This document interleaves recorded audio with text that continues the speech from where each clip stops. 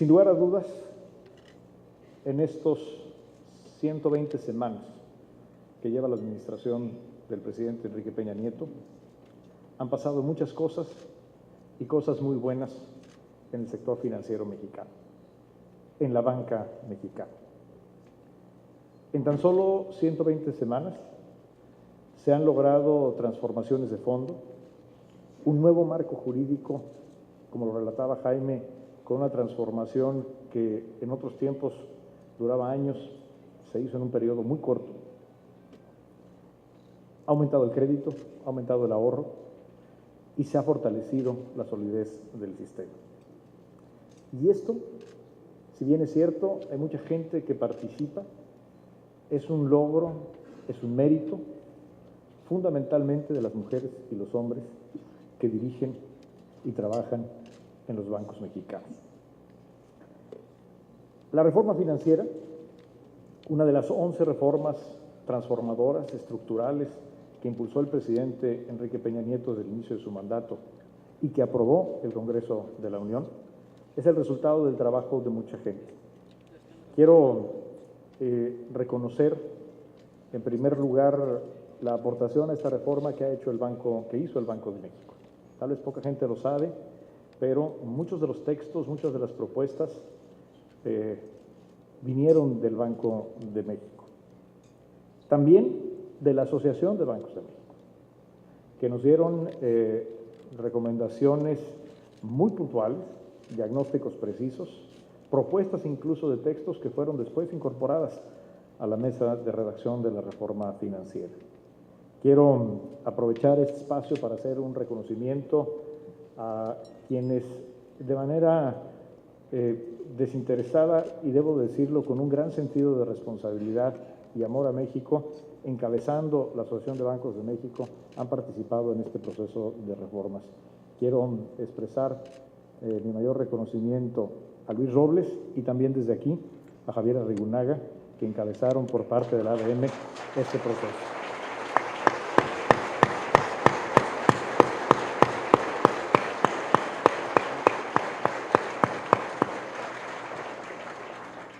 Y por supuesto, la reforma financiera ni ninguna otra reforma puede entenderse y ocurrir sin la participación del Congreso de la Unión.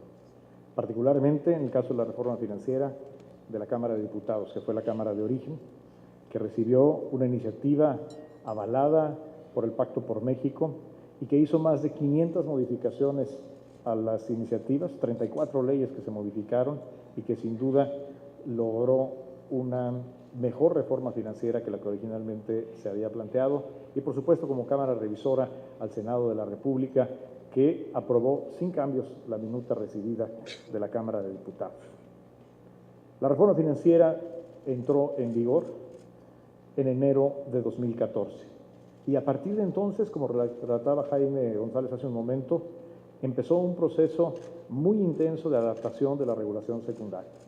El Banco de México, la Comisión Nacional Bancaria de Valores y la Secretaría de Hacienda, trabajando de la mano con todo el sistema financiero, incluyendo de manera muy destacada a los bancos, iniciamos un proceso de adecuación, de transformación de las reglas de operación del sistema bancario. Y 2014 ha sido el año tal vez en la historia con una transformación más profunda al sistema financiero. La buena noticia es que esto se logró y ahora podemos ver hacia adelante estabilidad en las reglas del sistema financiero. La reforma empieza a dar algunos resultados. Unos primeros resultados que nos muestran que vamos por el camino correcto. El crédito, que al cierre del año 2012 representaba el 25.7% del Producto Interno Bruto, hoy representa ya más del 29%, al cierre de 2014, 29.2%. Pero no solamente está aumentando la oferta de crédito, sino que el crédito se está volviendo más barato, particularmente para las pequeñas y medianas empresas, comparando las tasas que prevalecían al cierre de 2012 con las que prevalecen actualmente. Por ejemplo, para las micro, pequeñas y medianas empresas, vemos una reducción en promedio de 8 puntos porcentuales en las tasas de interés. El crédito a las personas, el crédito personal, ha disminuido en promedio 9 puntos porcentuales las tasas de interés. Y tenemos nuevos productos, por ejemplo, los créditos a las mujeres pequeñas productoras del campo que hoy se ofrecen a tasas del 6.5% sin necesidad de una garantía real. La reforma financiera empieza a rendir frutos, empieza a ser una reforma que está en acción.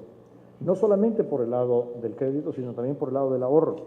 El ahorro interno, el ahorro financiero interno, creció de 2012 de un 55.8% del PIB a un 61.9% al cierre de 2014.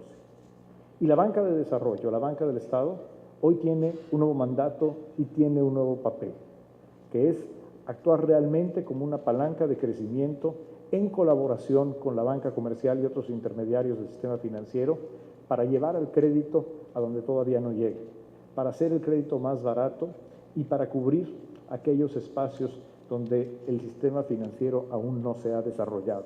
La banca de desarrollo es en primer lugar y debe ser en primer lugar una banca de desarrollo del sistema financiero. No se trata que la banca de desarrollo compita con la banca comercial. Al contrario, la banca de desarrollo debe de trabajar con creatividad y con flexibilidad para hacer más potente el impacto de la banca comercial en la vivienda, en el fomento a las pequeñas y medianas empresas, en el campo, en todos los sectores donde trabaja la banca comercial.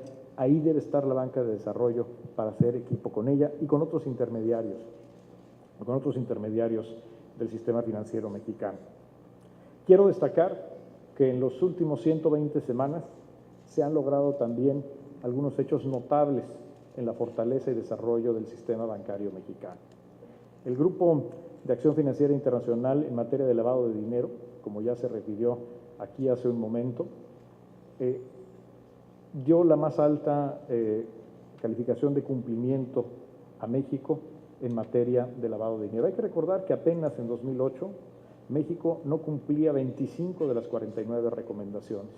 Hoy, cumpliendo la última, que fue la modificación al Código Penal en el año de 2014, México ha cumplido al 100% con las recomendaciones de este grupo.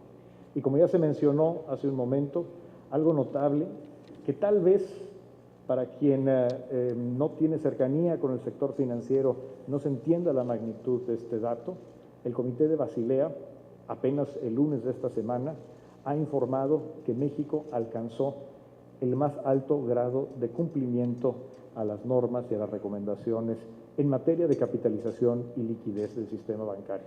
Es decir, esto significa que, en opinión de la máxima autoridad internacional en la materia, el sistema bancario mexicano es más sólido, es más fuerte que el sistema bancario en Estados Unidos y definitivamente más sólido que el sistema bancario europeo.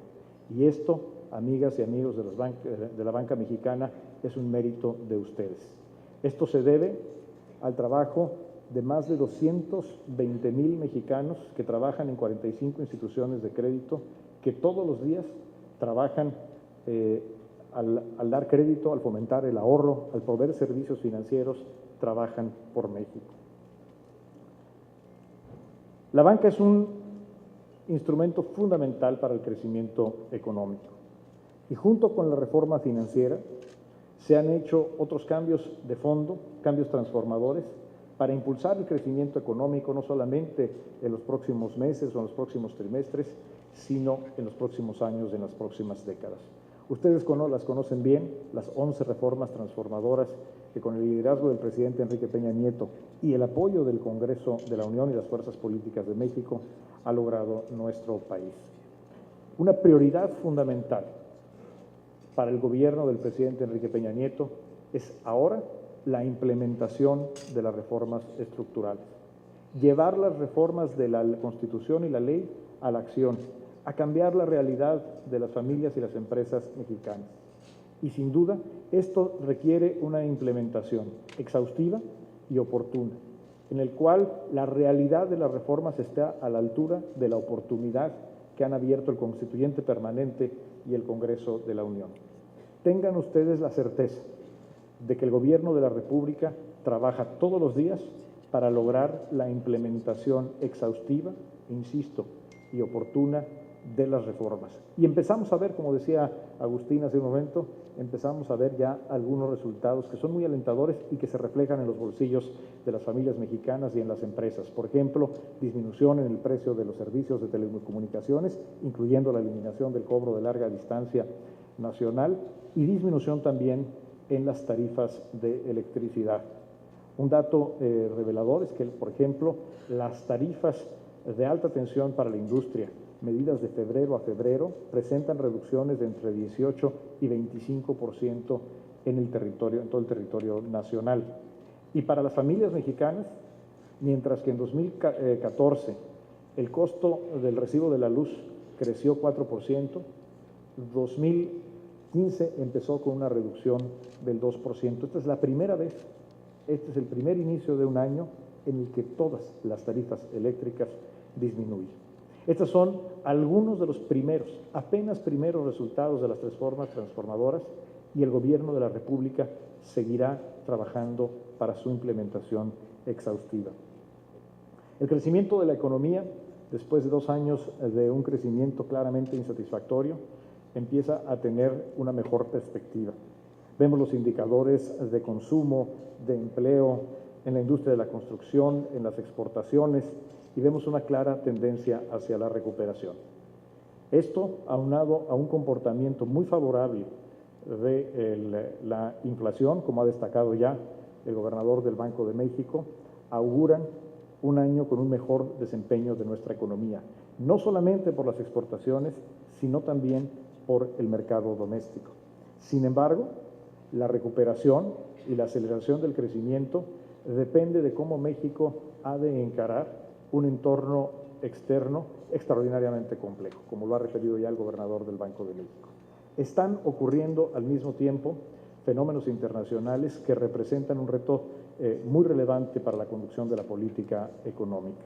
En primer lugar, una caída en el precio del petróleo, que es una caída abrupta, significativa y sobre todo que no será transitoria o de corto plazo, por tratarse de una caída fundamentalmente derivada de factores en la oferta de petróleo crudo.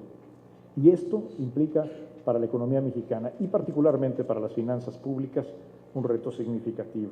A esto debemos agregar, como explicaba ya el gobernador del Banco de México, un entorno de política monetaria sumamente complejo, en el cual, y es una buena noticia efectivamente, que Estados Unidos esté creciendo más y esté entrando en un claro periodo de recuperación. Sin embargo, esto implica que la política monetaria ha de ajustarse.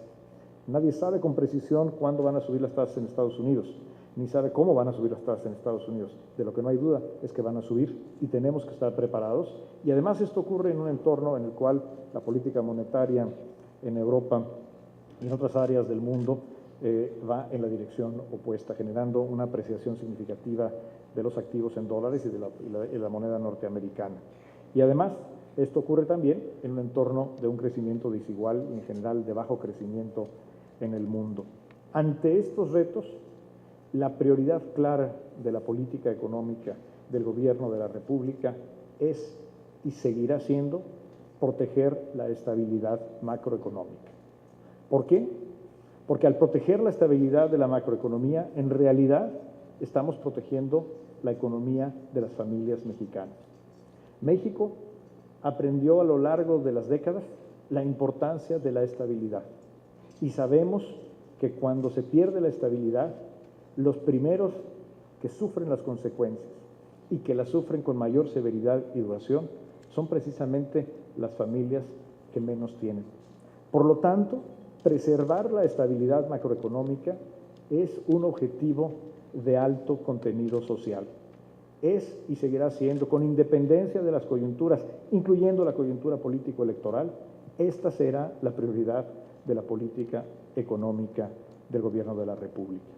Por supuesto, contamos con un gran factor de estabilidad en la conducción de la política monetaria a través del Instituto Central Autónomo, y aprovecho para saludar no solamente al señor gobernador, sino a los 4 subgobernadores integrantes de la Junta de Gobierno que están aquí, que sin lugar a dudas le dan a la conducción de la política económica mexicana una característica de reconocimiento, de confianza y de credibilidad.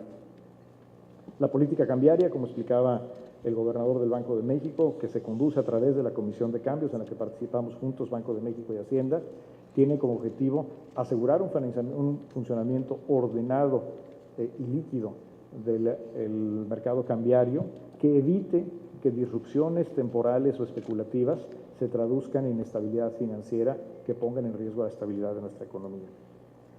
Y por supuesto, la política fiscal debe de ser uno de los elementos más y continuar siendo uno de los bastiones de nuestra estabilidad.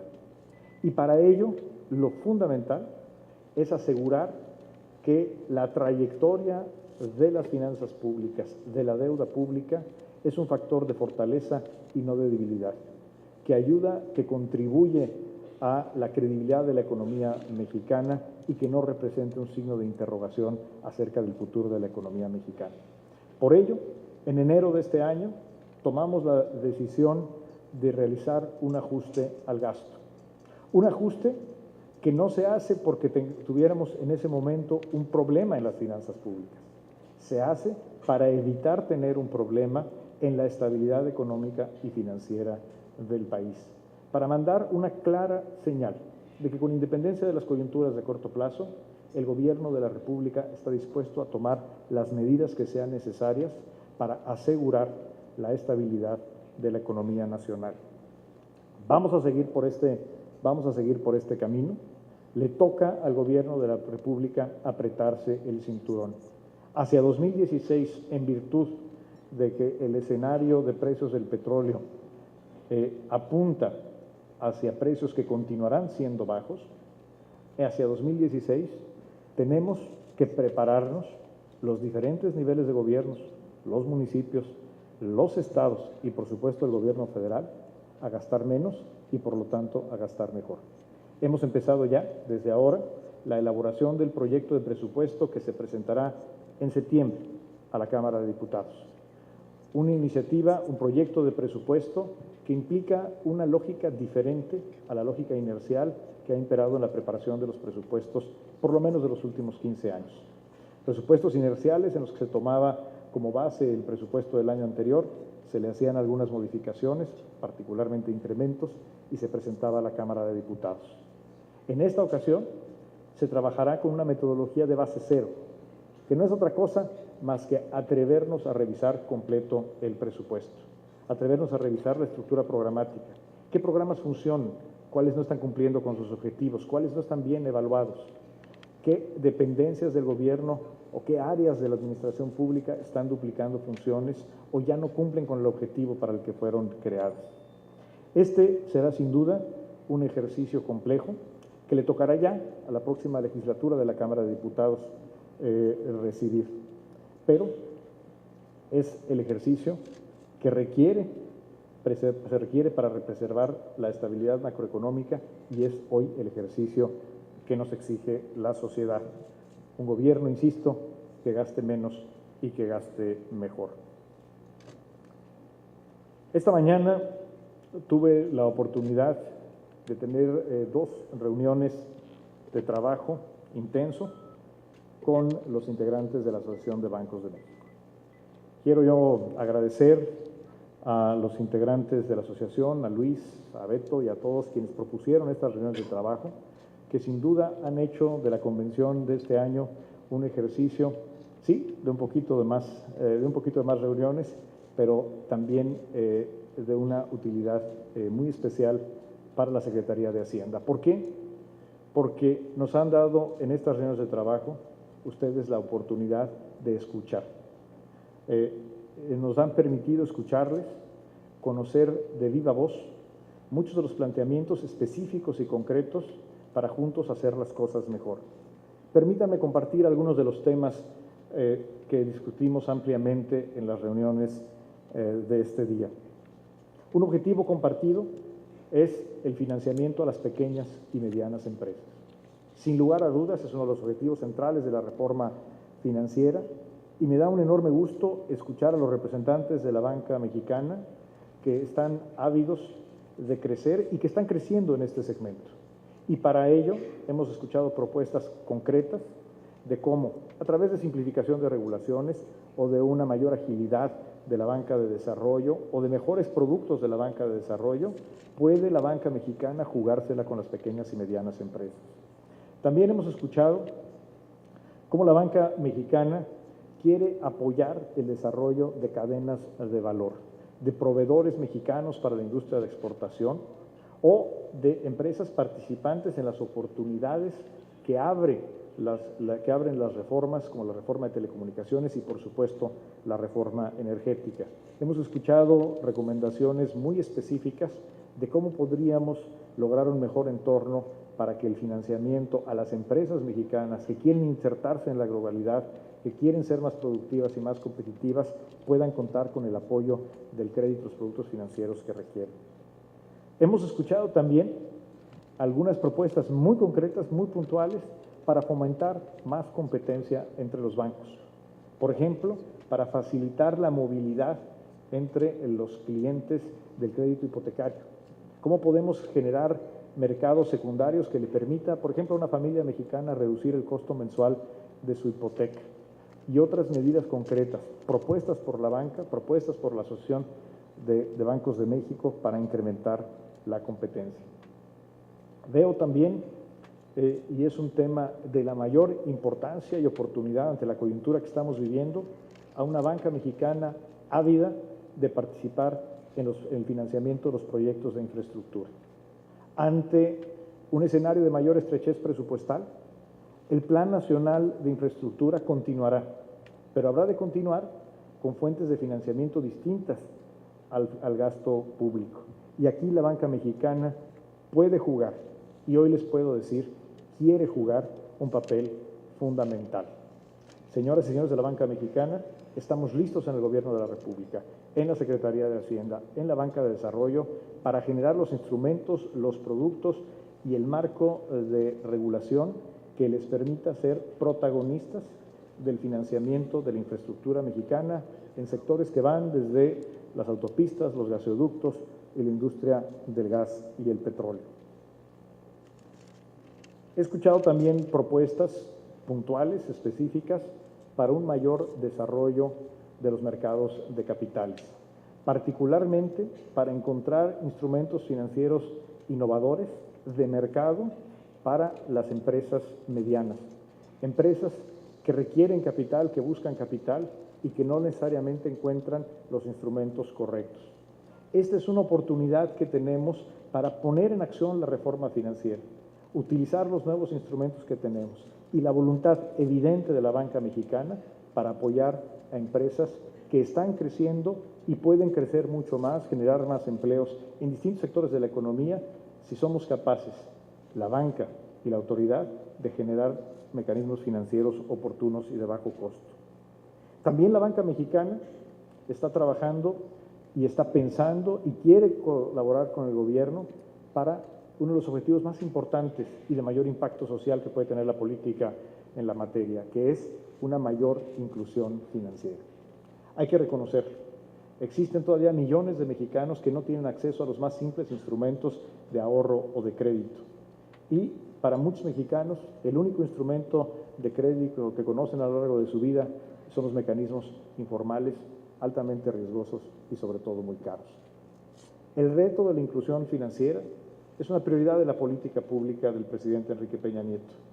Y hoy hemos discutido y hemos acordado iniciar distintos grupos de trabajo para lograr una mayor inclusión financiera en los distintos rubros de la economía mexicana, con énfasis en la mujer, con énfasis en los jóvenes mexicanos que requieren que alguien tome el riesgo para darles su primer crédito, como ya lo está haciendo hoy la banca de desarrollo, y como lo está haciendo en equipo con la banca comercial mexicana.